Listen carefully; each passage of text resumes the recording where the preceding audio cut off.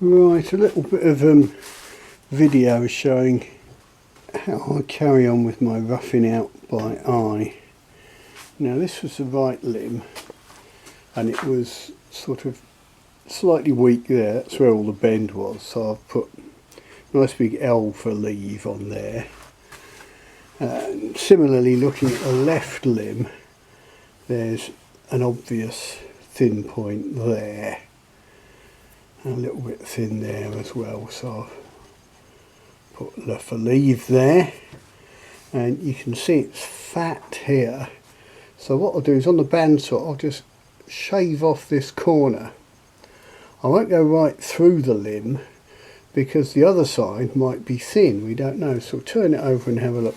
Well, no, the other side is fat, but what I tend to do is attack the corners because it's very easy to just take off too much. I'll just trim those bits off on the bandsaw. The other thing I'll look at is trying to even up the overall width.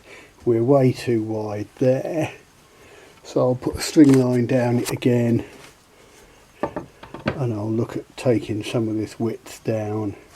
Yeah, just getting it more consistent, and maybe look at what I'm going to do in these areas where these knots are. So a little bit of marking out, another quick whiz through the bandsaw, and then back on the tiller again. Look, I've opened up a pair of compasses to about 36mm. I've just checked that I'm following the run of the grain along there. Then I'm using my compasses like that to mark out how much width to give me a consistent sort of 35mm width. Trying to get that to show up along the bow. Of course, what I'll do is I'll make sure I cut well to the scrap side of this line, because you can see we're fairly close to 35 there, but over here where these knots were, I've actually got enough width to come inside those knots. So there's a fair bit of roughing out I can do. If the whole thing ends up too bent, let's have a look and go inside there. If it ends up with too much sideways bend,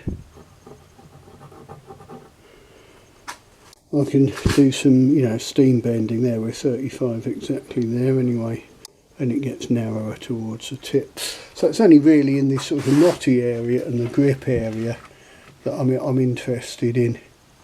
How much width I can take off safely. Here's a classic example of what I'm talking about. You see how we're thin here, we're very fat here. I need to take some of this thickness off. The centre line's about there, so I want it bulky there, so I've got to take some of this off. So if we mark roughly how much we want to take off. Now if I just put that on the bandsaw and sawed it through, if we look at the other side, oh, it's actually quite thin, and I'd be totally screwing it up and making it weak here. So what I need to do, I'll just take this corner off. Let's offer it up to the bandsaw and show you when.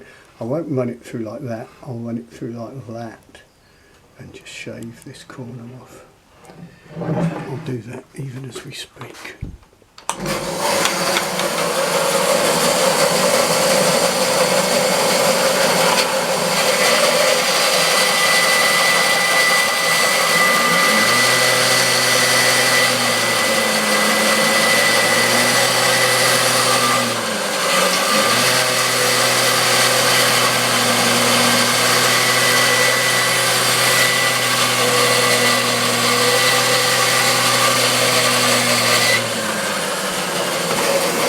There you go, a bit of one-handed bandsawing, and you can see we've reduced this edge, but we haven't touched this edge, and we've got a bit of bit of a ridge in the middle which can always be taken off with a rasp.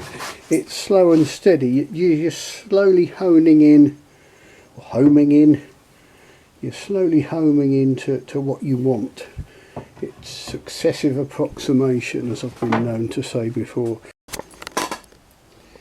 I'm doing a bit more on this elm stave, and as you can see it's fairly waggly. I've marked, put L for leave on some of the obviously sort of thin points.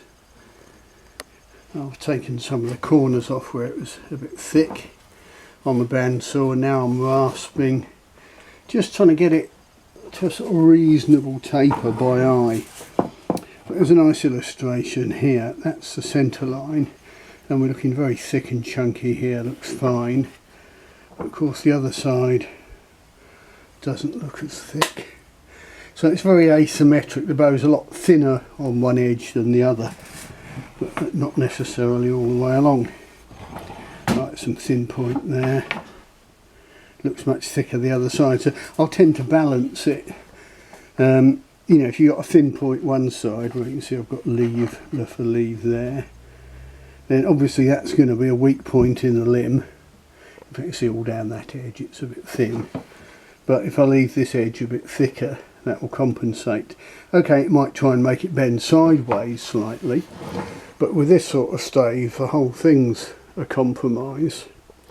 And I'm also narrowing it. I've set my verniers to sort of 35mm and just gone along, drawing a line where it's a bit wider than that, taking it off. It may end up too thin and flat to be classed a classic English longbow, but did a medieval or early bowyer actually bother measuring it? And this idea of an English longbow with a deep rounded belly is a bit of a myth. It's a sort of Victorian affectation. If you look at the Mary Rose bows, often they're almost circular or oval in cross section, or a bit like an inflated rectangle. Or one chap described them as a galleon cross section, you know. But with elm, it's better in tension than compression. So what you tend to do is narrow the back and leave the belly fairly wide and slightly flattish. I mean, this is going to get heat treated anyway, I dare say. But I've done a bit more. I'll pop her up on the tiller and you can have another look see. I've tightened up my string so it's taut along the length of the bow. And you can see that the two ends and the middle line up roughly. But I may want to pull this end across a little bit at some point. You'll also see that in the middle, there's the centre, it's nearer this edge than that, so if you had an arrow pass you'd want it to be this side, and of course I've notionally got it this side at the minute. So I may want to flip the bow around the other way, or I may want to straighten the limb, whatever.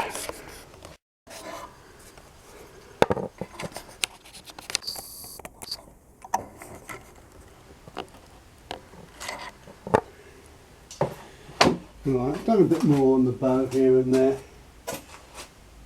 just trying to remove any thick bits, narrowed it slightly to try and make it a bit more like a longbow width. Let's just see how it's starting to shape up.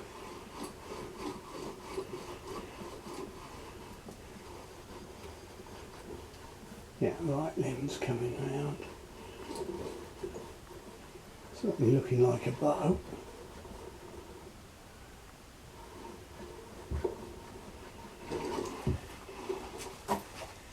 It looked like we were stiff here, but there's a bit of reflex there, so maybe we're not.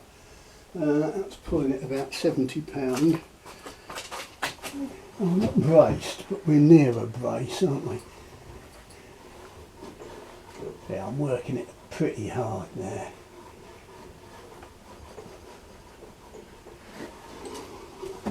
£75 at 24, so we're probably not going to make the £90. But there again, if I heat treat it, that will bring it up a bit. Now it's not braced, so it's all a bit touchy-feely. We're probably in the right ballpark anyway, but my guess is it's not going to make the 90 at 31. Won't be far off.